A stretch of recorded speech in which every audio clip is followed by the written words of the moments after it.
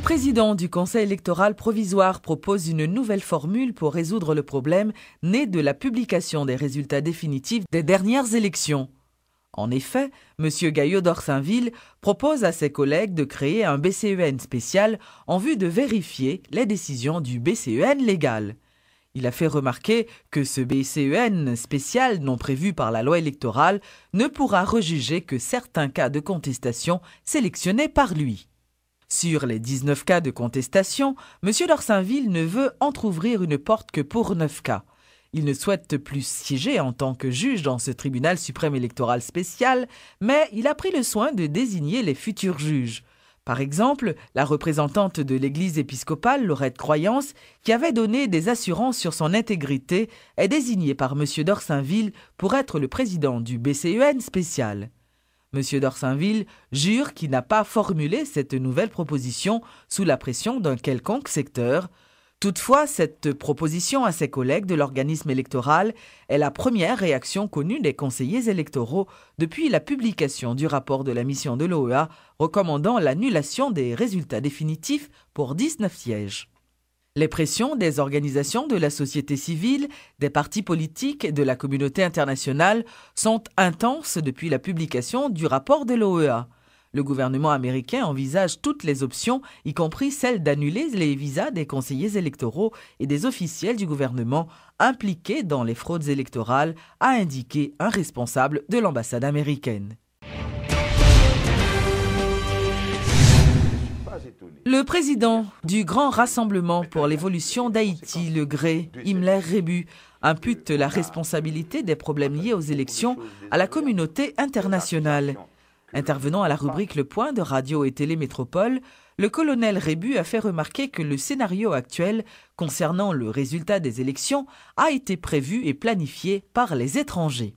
M. Rebu s'est aussi montré très critique vis-à-vis du Conseil électoral provisoire qui, selon lui, n'a aucune crédibilité. On est face à une situation extrêmement compliquée où le BCEN, qui se trouve être l'instance suprême en matière électorale, prononce des décisions qui sont irrévocables au regard de la loi et qui sont remises en question. Or, il se trouve que justement le sentiment que l'on a, les membres du Conseil électoral sont à la fois juges et parties. Et je ne suis pas étonné qu'il y ait toutes ces rumeurs. Maintenant, il y a les conséquences de ces décisions.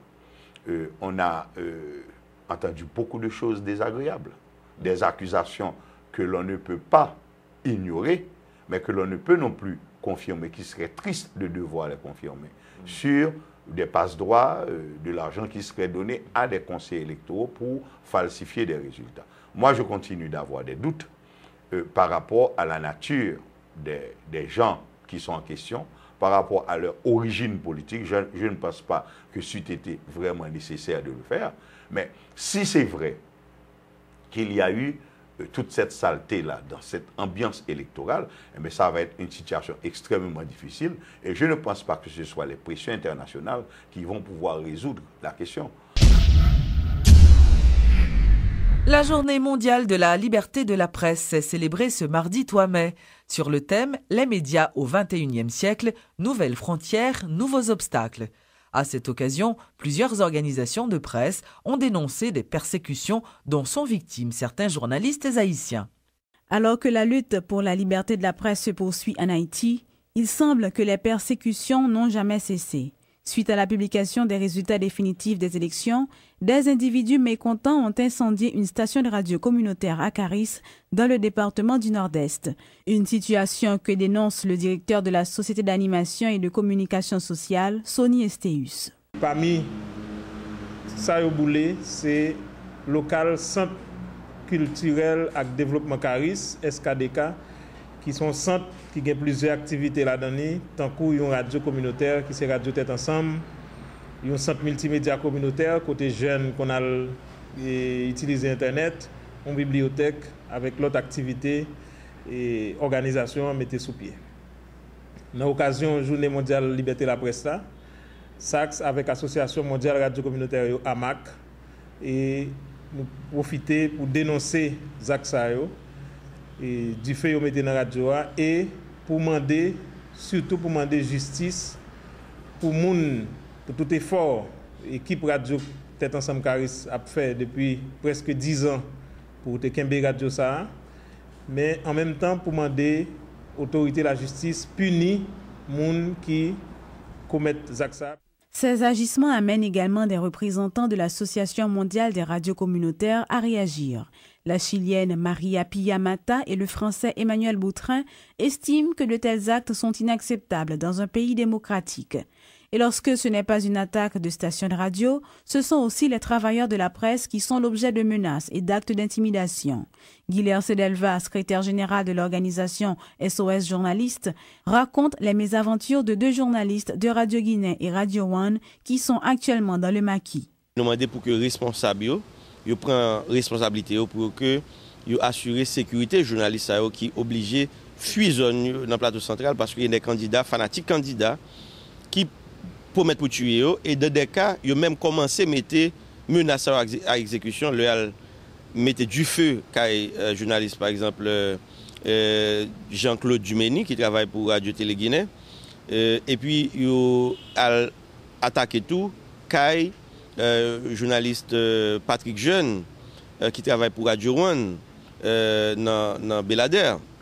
Guilherme Sedelva, à l'occasion de la Journée mondiale de la liberté de la presse, a aussi eu une pensée pour le PDG de Radio Haïti Inter, tué en avril 2000. Le secrétaire général de SOS Journalistes en profite pour dénoncer le laxisme des autorités du pays qui tardent à faire avancer l'enquête. Si Jean-Dominique, pas qu'à une justice, pour qu'il a moyen pour me là.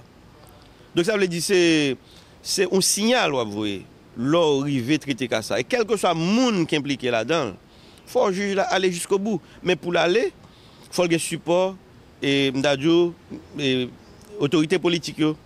Ce 3 mai 2011, nombreux sont les journalistes qui n'ont pas souhaité réagir sur la Journée mondiale de la liberté de la presse. Certains d'entre eux reconnaissent cependant des avancées dans le domaine de la liberté d'expression dans le pays, des progrès dont on souhaite qu'ils se poursuivent.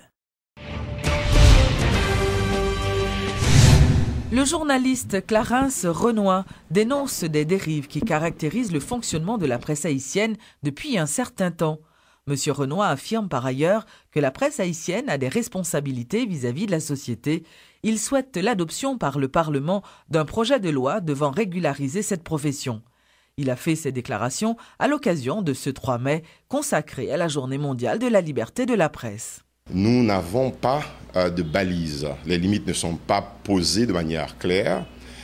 Il n'y a pas de loi sur la presse. Il y a certaines personnes qui sont contre, il y en a d'autres qui seraient favorables. Moi, je ne serais pas contre, en tout cas. Qu'il y ait une loi ou des réglementations. Moi, à mon avis, je pense que pendant qu'on parle de la liberté de la presse, de manière internationale, mondialement, on peut penser à Haïti et à ce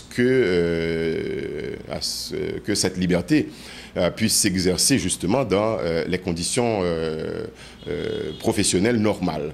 Donc, d'abord, il faudrait, à mon avis, que ces balises, ces limites soient clairement édictées. Pour ne pas faire peur, on ne parlera peut-être pas de loi, mais il y a des règles d'éthique, des règles de comportement, des règles déontologiques qui doivent exister pour une corporation de métier, un corps de métier, comme à l'intérieur de chaque entreprise de presse. Il devrait y avoir un code de conduite, un code d'éthique qui parle des règlements de la maison. Donc c'est, à mon avis, nécessaire. Mais cela dit, la liberté de la presse en Haïti, dans un autre sens, est positive. Mais positivement, on a évolué cette année, et ces dernières années, et c'est bien, et j'espère que dans le futur, cette liberté conquise de haute lutte par des aînés, des journalistes qui ont beaucoup souffert, qui ont connu l'exil, la prison, d'autres la mort, nous, les générations qui suivent, que nous avons comme responsabilité, nous tous, à quelque niveau d'âge que nous puissions appartenir, de veiller à ce que ces libertés soient respectées, continuent à être respectées dans le pays, et surtout que les autorités comprennent l'importance de la presse dans un système démocratique.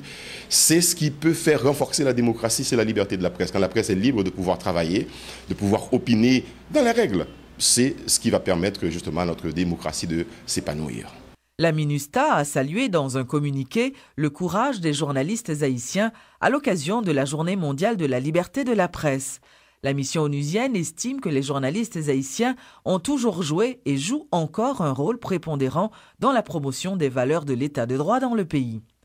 Elle a fait remarquer que tout au long de l'histoire d'Haïti, les médias et les journalistes ont toujours consenti d'énormes sacrifices, souvent au péril de leur vie, pour contribuer au renforcement des acquis démocratiques et à la défense des principes fondamentaux de la liberté d'expression inscrits à l'article 19 de la Déclaration universelle des droits de l'homme et à l'article 28 de la Constitution haïtienne de 1987.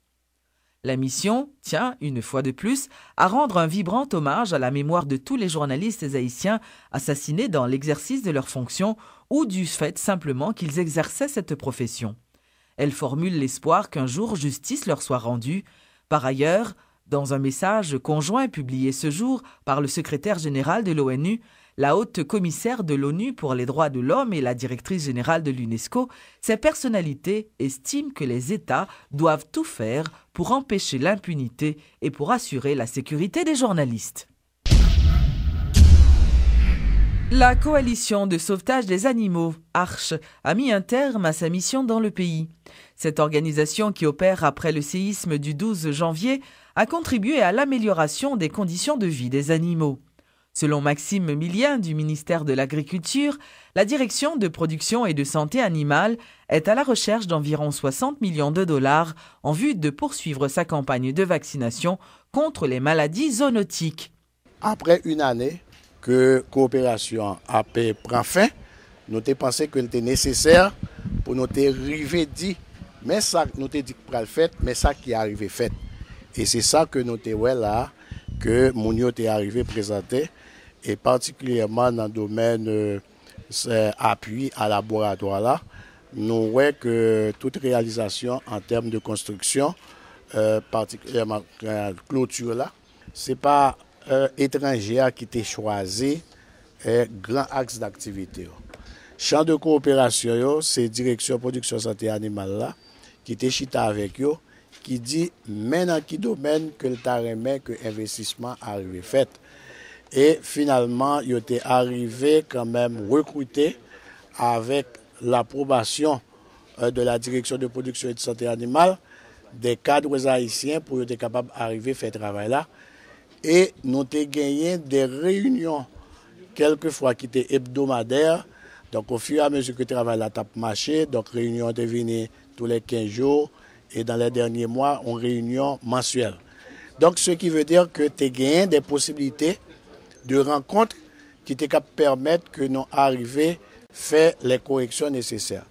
Et c'est ça que je pensais que qui était fait, que je considérais pour moi-même, c'est un succès.